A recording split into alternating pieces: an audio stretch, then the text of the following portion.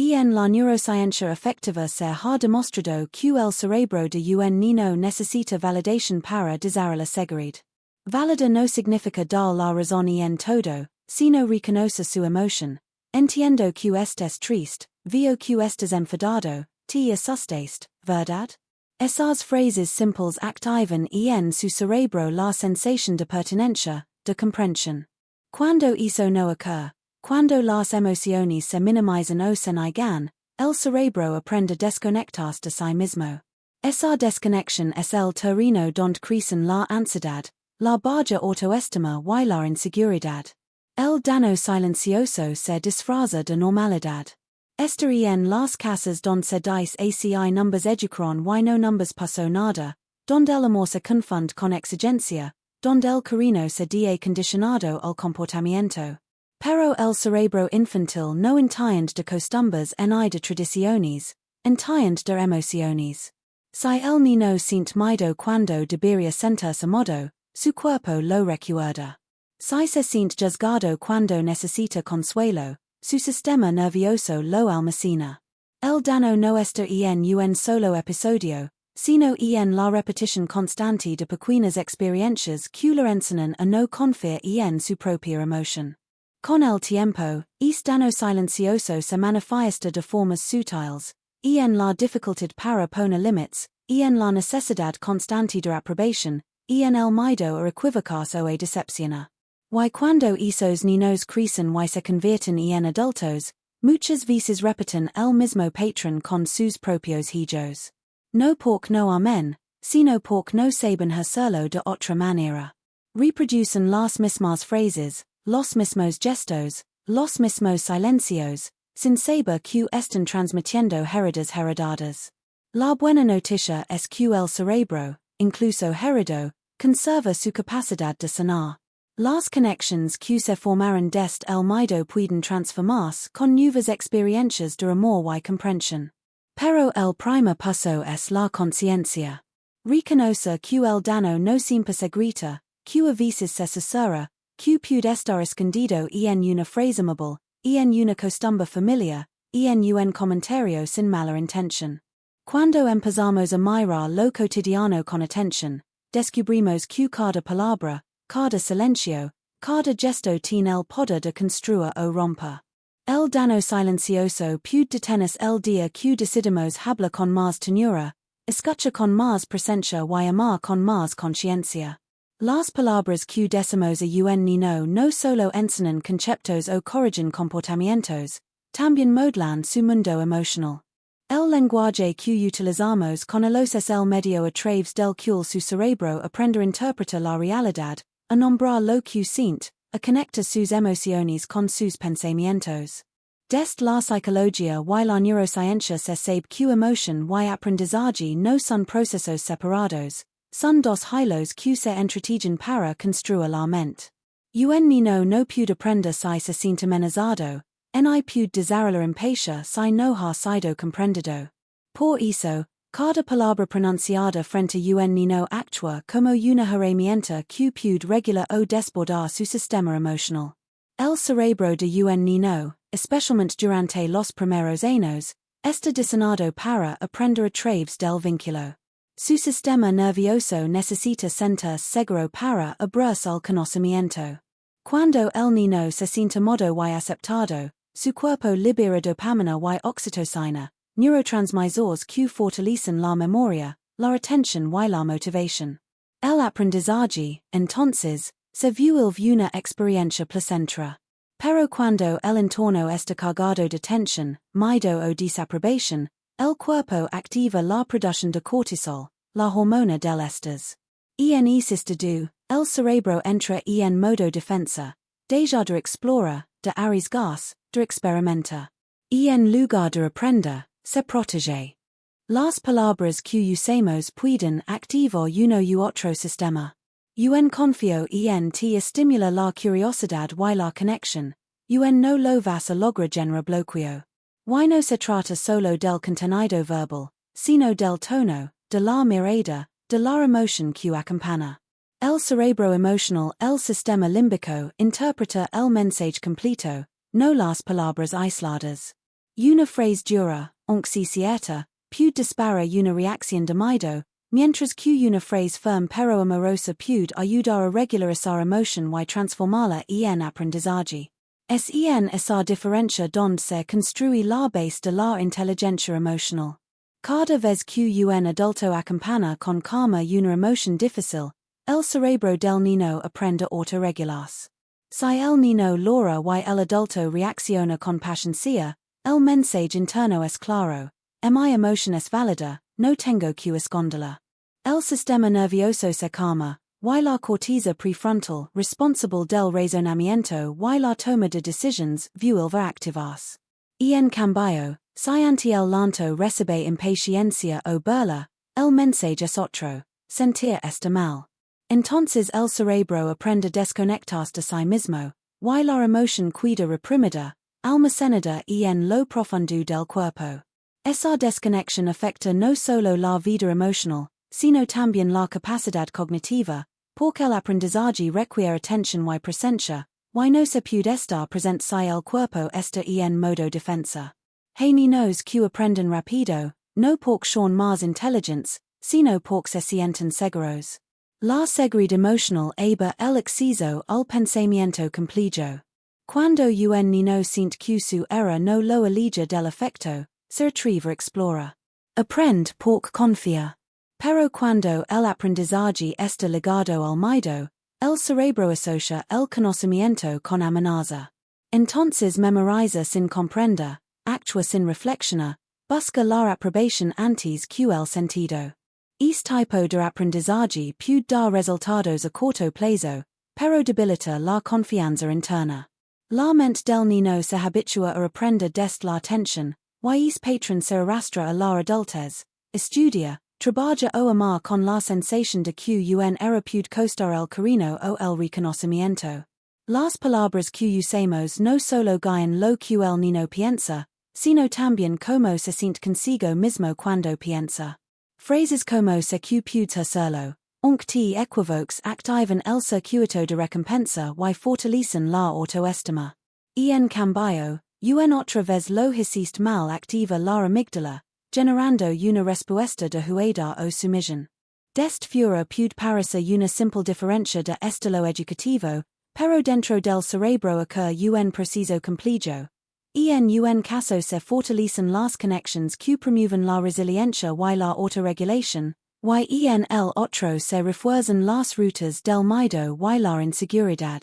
El vínculo entre emoción y aprendizaje se manifiesta también en la forma en que un niño procesa el lenguaje afectivo.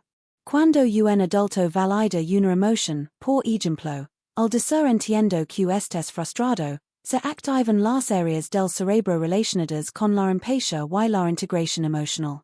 El niño no solo aprende a calmarse, sino que desarrolla la capacidad de reconocer esas mismas emociones en los demás. Es así como el lenguaje se convierte en un puente hacia la empatía. Pero cuando las emociones se minimizan o se ridiculizan, ese puente se rompe.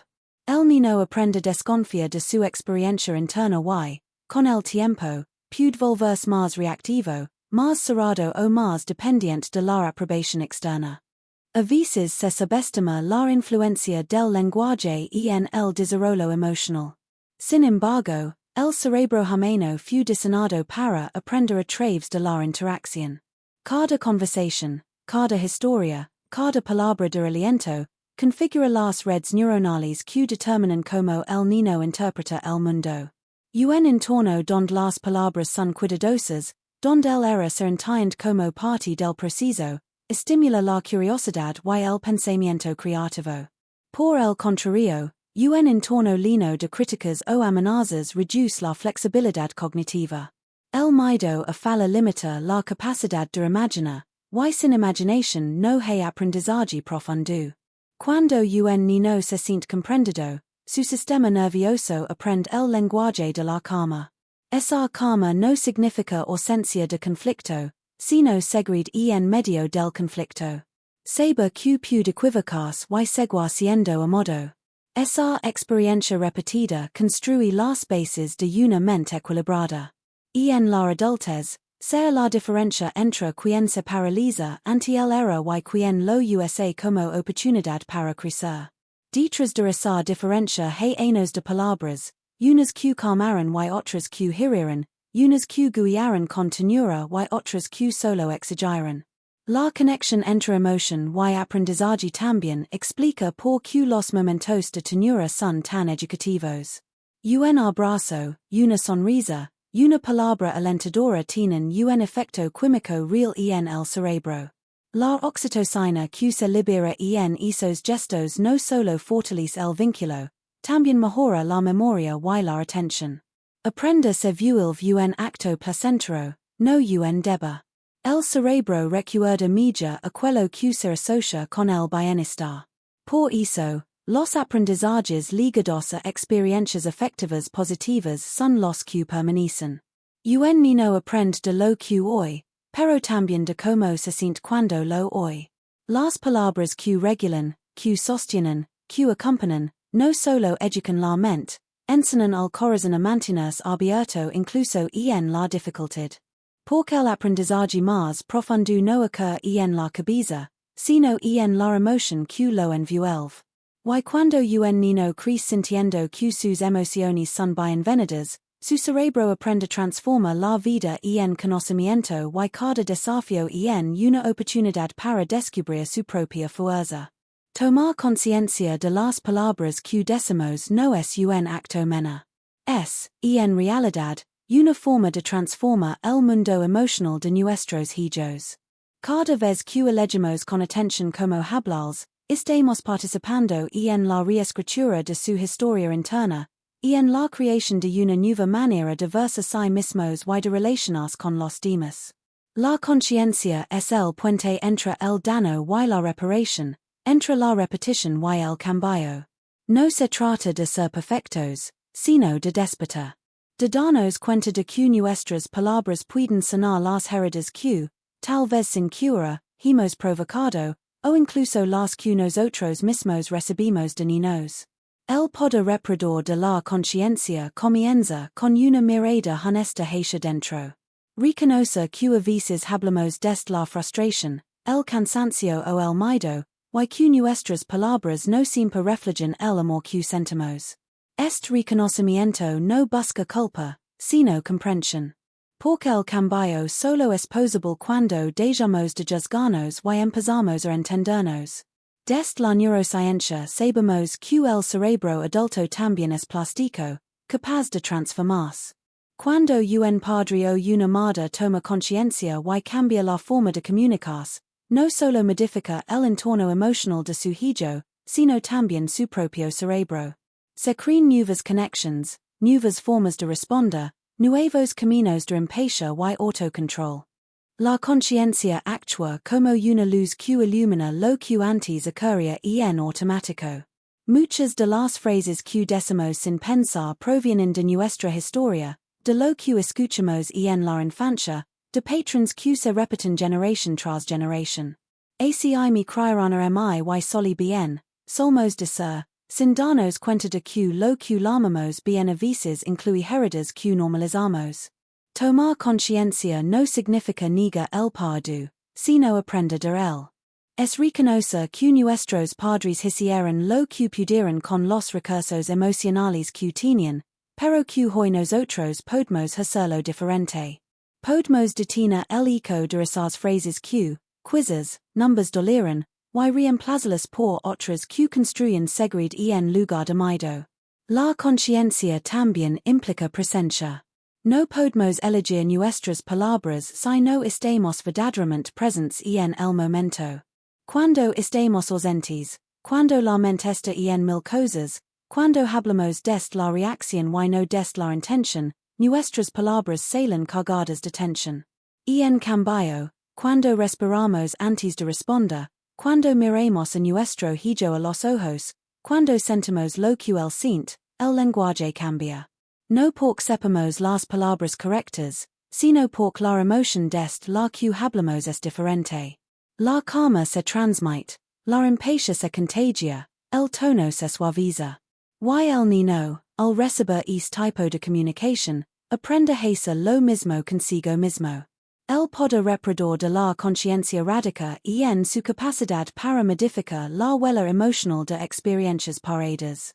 Un niño que ha escuchado frases duras puede empezar a sonar cuando percibe un cambio real en la forma en que se la habla. Si antes recibía impaciencia y ahora recibe escucha, su cerebro registra una nueva información. Puedo confiar, mi emoción es válida, y no tengo que defenderme. La repetición de experiencias seguras crea nuevas redes neuronales que sustituyen poco a poco las del miedo. Esto no ocurre de la noche a la mañana, pero ocurre. El cerebro infantil, y también el adulto, tiene una enorme capacidad de reparación cuando se le ofrece coherencia y afecto. Las palabras conscientes no buscan controlar al niño, sino conecta con él. Una madre o un padre consciente sabe que detrás de un comportamiento difícil hay una emoción no comprendida. En lugar de reaccionar con juicio, busca entender. Y al hacerlo, enseña sin palabras cómo se resuelven los conflictos, cómo se regula la frustración, cómo se transforma la rabia en diálogo. Esa enseñanza, más que cualquier corrección verbal, es la que queda grabada en el cerebro. Un niño que ha sido escuchado con paciencia aprende a escucharse a sí mismo con paciencia. Esa es la semilla de una mente segura. La conciencia también tiene el poder de reparar incluso cuando el daño ya se ha hecho. Pedir perdón a un hijo es uno de los actos más poderosos que un adulto puede realizar. Cuando un padre dice, lo siento, te hablo mal, no fue justo, el mensaje que transmite va más allá de las palabras. Le enseña al niño que el amor no se rompe con los errores, que los vínculos pueden restaurarse, que la vulnerabilidad no es debilidad. Ese acto repara no solo la relación, sino también la estructura emocional del niño, que aprende que los conflictos no significan abandono, sino oportunidades de comprensión. Desde la psicología emocional se sabe que los vínculos seguros se construyen no por la ausencia de errores, sino por la capacidad de reparar después de ellos. La conciencia nos permite reconocer cuando hemos cruzado una línea, cuando una palabra fue más dura de lo necesario, cuando un silencio lastimó más que una frase. Y nos da la oportunidad de volver, de hablar desde otro lugar, de reconstruir el puente. El cerebro infantil registra esas reparaciones como señales de seguridad. Cada vez que ocurre una, el sistema nervioso se relaja, el miedo se disuelve y la confianza se fortalece. El poder reparador de la conciencia también se extiende al propio adulto. Cada vez que elegimos hablar desde la calma en lugar de desde la rabia, estamos entrenando nuestro propio sistema emocional.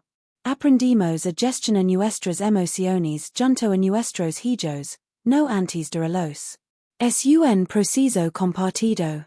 De hecho, el cerebro del niño y el del adulto se sincronizan durante las interacciones afectivas.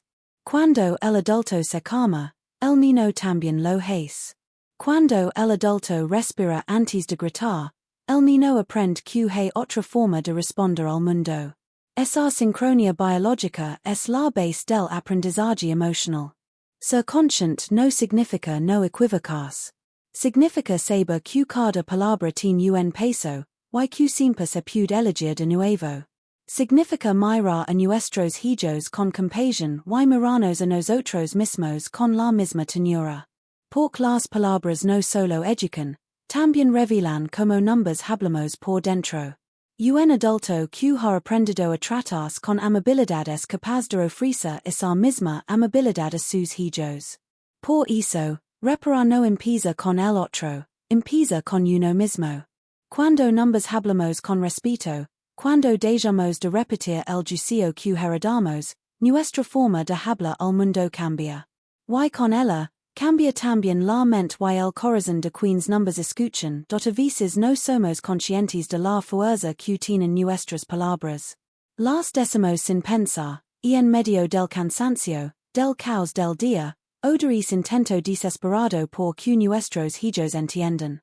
Pero lo que para nosotros es solo una frase lanzada al aire, para los puede convertirse en una verdad grabada a fuego, en una semilla que etra races en lo más profundo de su mente. Las palabras tienen un poder invisible. Son como pequeñas descargas de energía que viajan desde nuestra mente hacia la del otro, y cuando se trata de un niño, es poder se multiplica.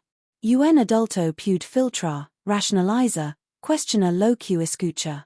Pero un niño no tiene es filtro, todo lo que hoy de quienes ama se convierte en verdad. No lo analiza, lo absorbe. No lo discute, lo integra. ACI, cada frase que pronunciamos frente a los no solo comunica algo, moldea la voz interior con la que se hablarán a sí mismos el resto de su vida. Imagina por un momento el cerebro de un niño como un jardín recién sembrado. Las palabras que le decimos son las semillas que arrojamos sobre esa tierra. Algunas germinarán en flores de confianza, curiosidad y amor propio. Otras, si no tenemos cuidado, crecerán como espinas, dudas, miedos, una sensación de no ser suficiente.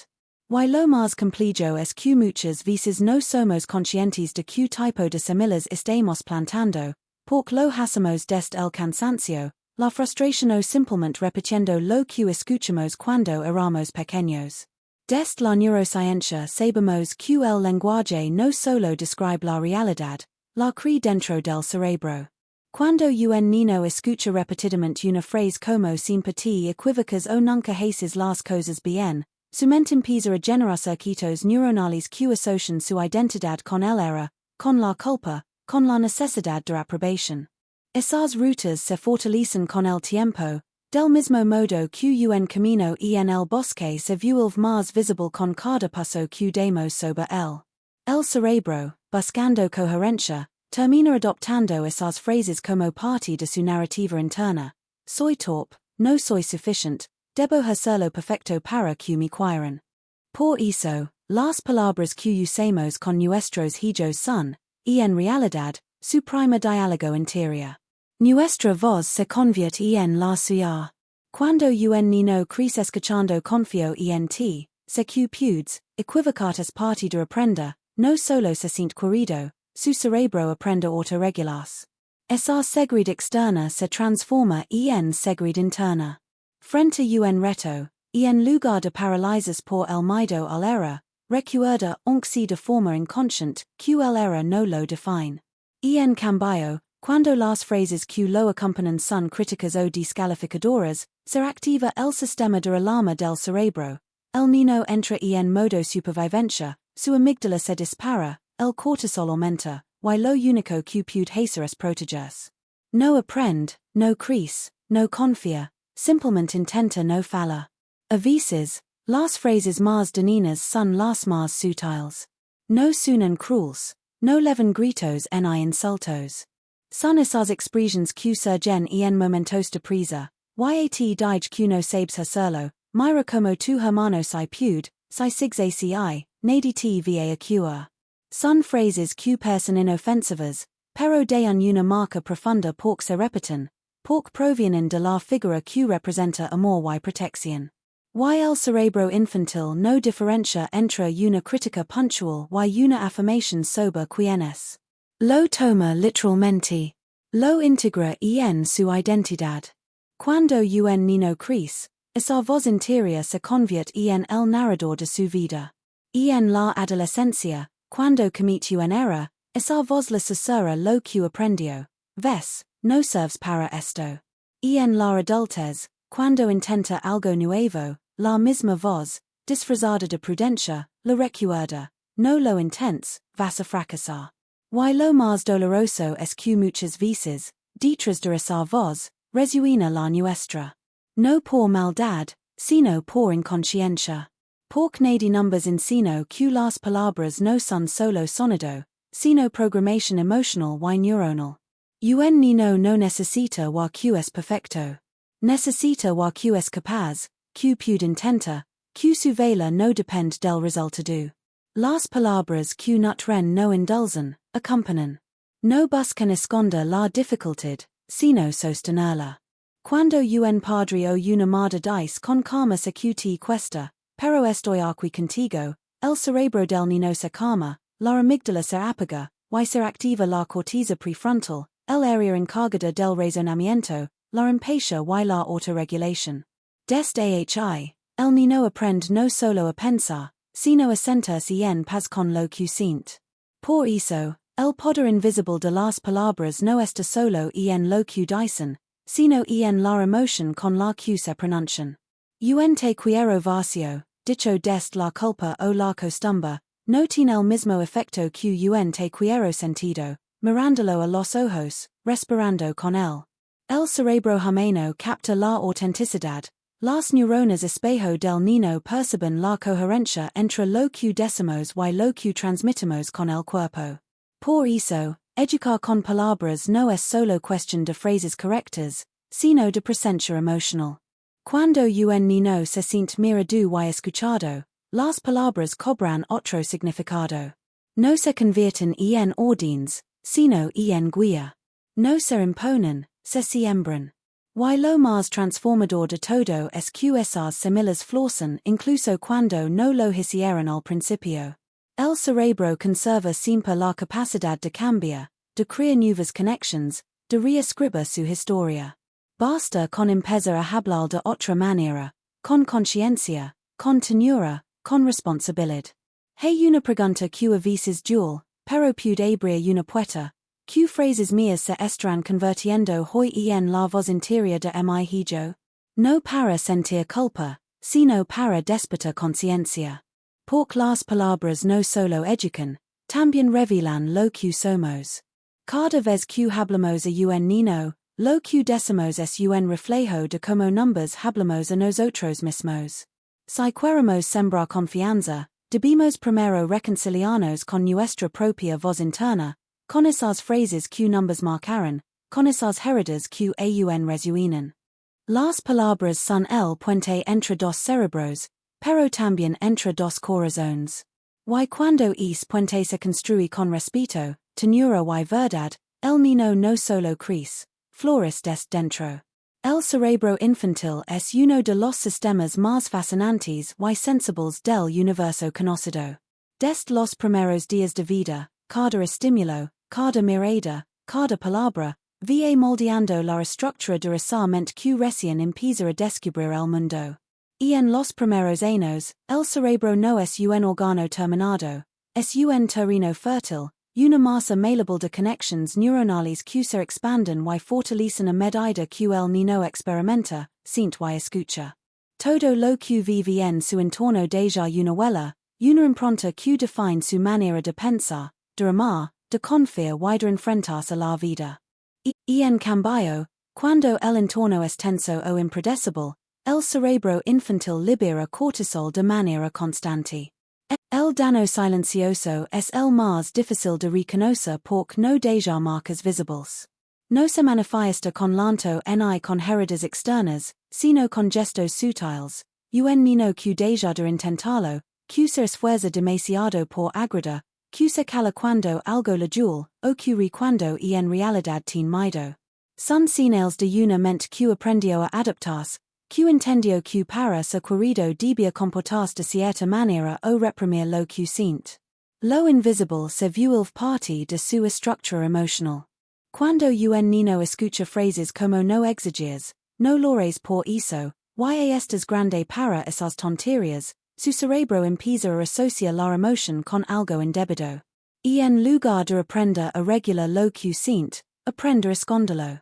Cada vez que una emoción es invalidada, el cerebro activa su sistema de defensa, liberando cortisol y cerrando los canales de comunicación emocional. Esa represión constante se convierte, con el tiempo, en desconexión. El niño no sabe nombrar lo que siente, ni pedir ayuda, ni reconoce cuando algo le duele. Así, el daño no está en la frase misma, sino en la desconexión que genera. Lo más paradójico es que muchas de esas frases nacen del amor. Un padre o una madre que dice no llores no quiere hacer daño, quiere consolar, calmar, resolver. Pero el cerebro infantil no interpreta la intención, solo recibe el mensaje literal. No llores se traduce como no está bien mostrar lo que sientes, y esa traducción se instala en la memoria emocional. En la adultez, esa persona puede convertirse en alguien que se exige su fuerte todo el tiempo, que te mostras vulnerable, que sonríe mientras se desmorona por dentro. ACI de potent puede ser una frase dicha sin pensar. El daño silencioso también ocurre cuando se compara. Mira como tu hermana si lo logra, tu primo es más aplicado, deberías aprender de él. El cerebro del niño no escucha una invitación a mejorar, escucha una sentencia, tú no es suficiente. Y esa idea se queda grabada como un eco constante. Cada vez que intenta algo nuevo, esa voz aparece, seguro no serás el mejor, te falta algo, nunca vas a destacar. La comparación roba el espacio para la autenticidad. El niño deja de buscar su propio camino y empieza a vivir para cumplir expectativas ajenas. Incluso las frases dichas en tono de broma pueden dejar heridas. Un es tan lento, un que desastre es, o un si sigs aci, te voy a regalar pueden parecer simples ocurrencias, pero en el cerebro infantil no se reciben como humor. La mente del niño aún no tiene la madurez cognitiva para entender el sarcasmo o la ironía, lo toma todo como cierto. Y el hacerlo, construye una imagen de sí mismo basada en esas etiquetas. Con el tiempo, esas etiquetas se convierten en límites. El niño internaliza lo que escucha y deja de explorar más allá de lo que cree. El daño silencioso también se alimenta del desinterés, de la falta de retención emocional. Un niño que intenta hablar y no es escuchado aprende que su voz no importa. Cada vez que se le interrumpe, cada vez que su emoción se ignora, el cerebro registra una sensación de desconexión. Esa falta de mirada, de escucha, se traduce en soledad emocional. Y la soledad temprana no siempre se expresa con tristeza, a veces se disfraza de independencia. Un niño que dice yo puedo solo cuando en realidad necesita ayuda es un niño que ha aprendido a protegerse de la indiferencia. En la neurociencia afectiva se ha demostrado que el cerebro de un niño necesita validación para desarrollar la seguridad. Valida no significa dar la razón en todo, sino reconoce su emoción. Entiendo que estés triste, veo que estés enfadado, te asustaste, ¿verdad? Esas frases simples activan en su cerebro la sensación de pertenencia, de comprensión. Cuando eso no ocurre, cuando las emociones se minimizan o se niegan, el cerebro aprende a desconectarse de sí mismo. Esa desconexión es el terreno donde crecen la ansiedad, la baja autoestima y la inseguridad. El daño silencioso se disfraza de normalidad. Esta en las casas donde se dice ACI numbers educaron y no numbers pasó nada, donde el amor se confunde con exigencia, donde el cariño se da condicionado al comportamiento. Pero el cerebro infantil no entiende de costumbres ni de tradiciones, entiende de emociones. Si el niño siente miedo cuando debería sentirse modo, su cuerpo lo recuerda. Si se siente juzgado cuando necesita consuelo, su sistema nervioso lo almacena. El daño no está en un solo episodio, sino en la repetición constante de pequeñas experiencias que le enseñan a no confiar en su propia emoción. Con el tiempo, este daño silencioso se manifiesta de formas sutiles, en la dificultad para poner límites, en la necesidad constante de aprobación, en el miedo a equivocarse o a decepcionar. Y cuando esos niños crecen y se convierten en adultos, muchas veces repiten el mismo patrón con sus propios hijos. No porque no amen, sino porque no saben hacerlo de otra manera. Reproducen las mismas frases, los mismos gestos, los mismos silencios, sin saber que están transmitiendo heridas heredadas. La buena noticia es que el cerebro, incluso heredado, conserva su capacidad de sanar. Las conexiones que se formaron desde el miedo pueden transformarse con nuevas experiencias de amor y comprensión.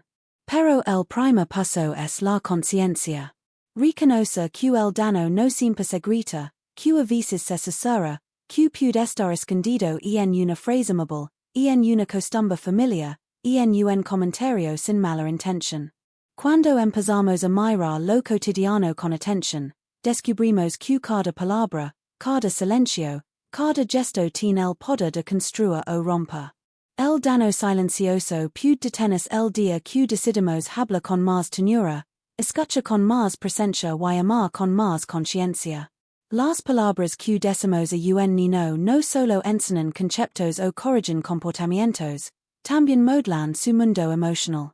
El lenguaje que utilizamos con ellos es el medio a través del cual su cerebro aprende a interpretar la realidad, a nombrar lo que siente, a conectar sus emociones con sus pensamientos. Desde la psicología y la neurociencia se sabe que emoción y aprendizaje no son procesos separados, son dos hilos que se entretienen para construir la mente.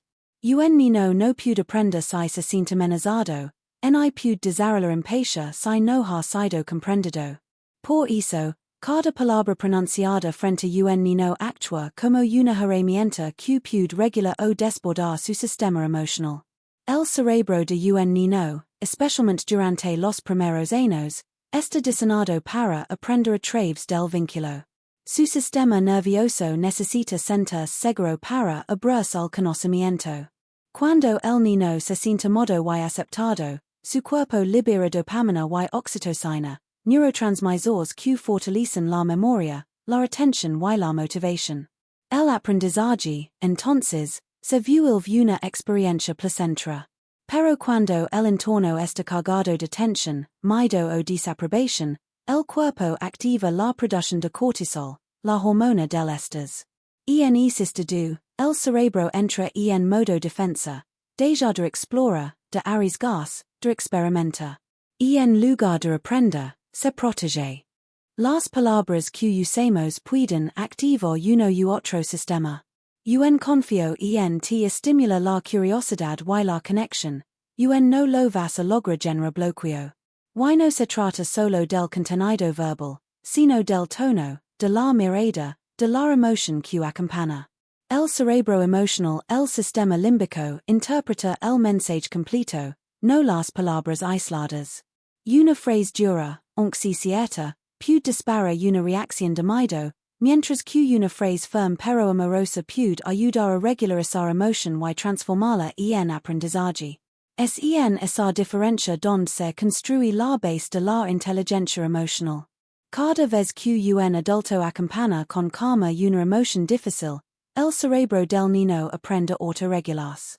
Si el niño llora y el adulto reacciona con paciencia, el mensaje interno es claro, mi emoción es válida, no tengo que esconderla.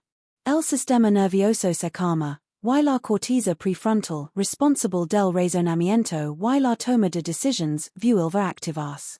En cambio, si ante el llanto recibe impaciencia o burla, el mensaje es otro, sentir está mal.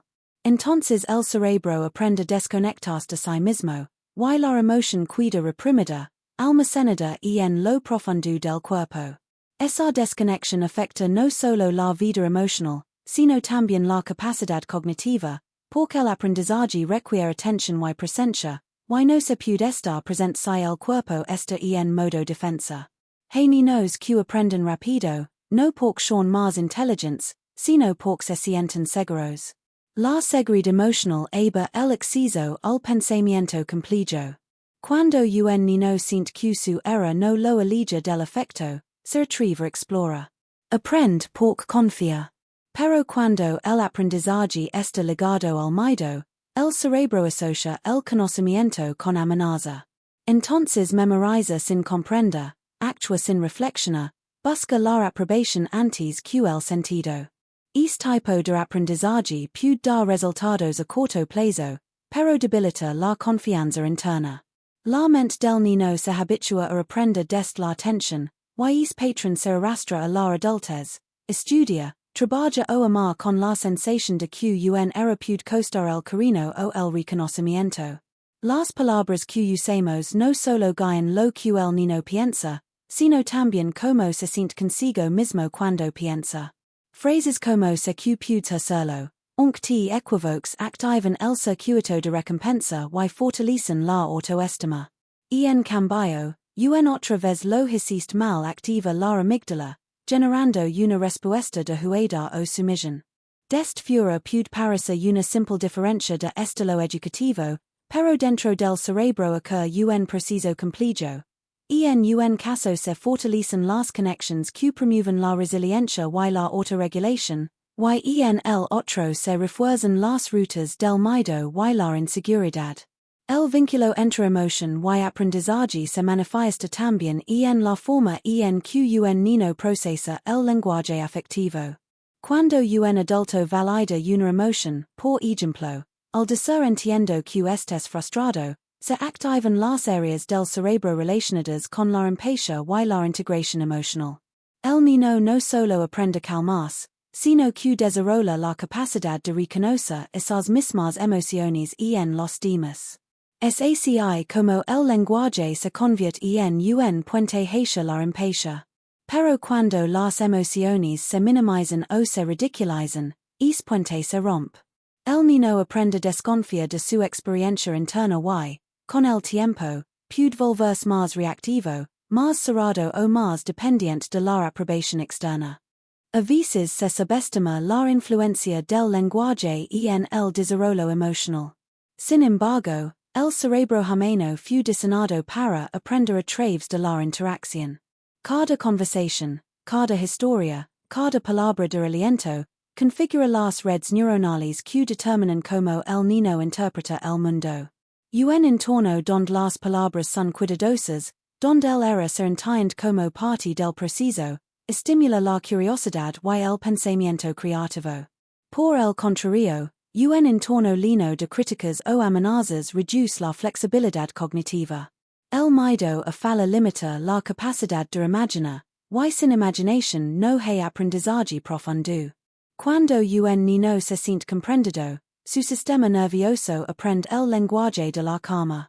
Esa calma no significa ausencia de conflicto, sino seguridad en medio del conflicto. Saber que puede equivocarse y seguir siendo amado. El poder reparador de la conciencia también se extiende al propio adulto.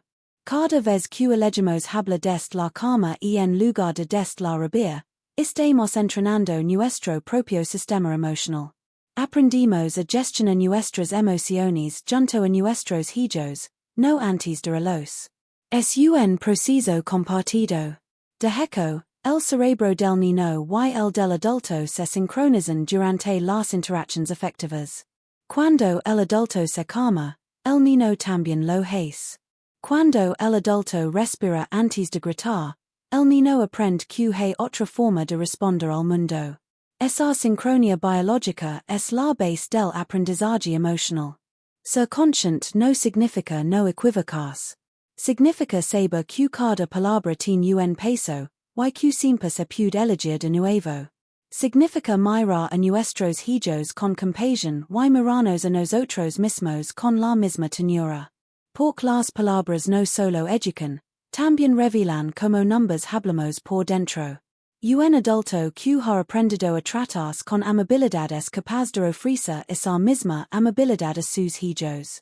Por eso, reparar no empieza con el otro, empieza con uno mismo. Cuando numbers hablamos con respeto, cuando dejamos de repetir el juicio que heredamos, nuestra forma de hablar al mundo cambia. Y con ella, cambia también la mente y el corazón de quienes numbers escuchan.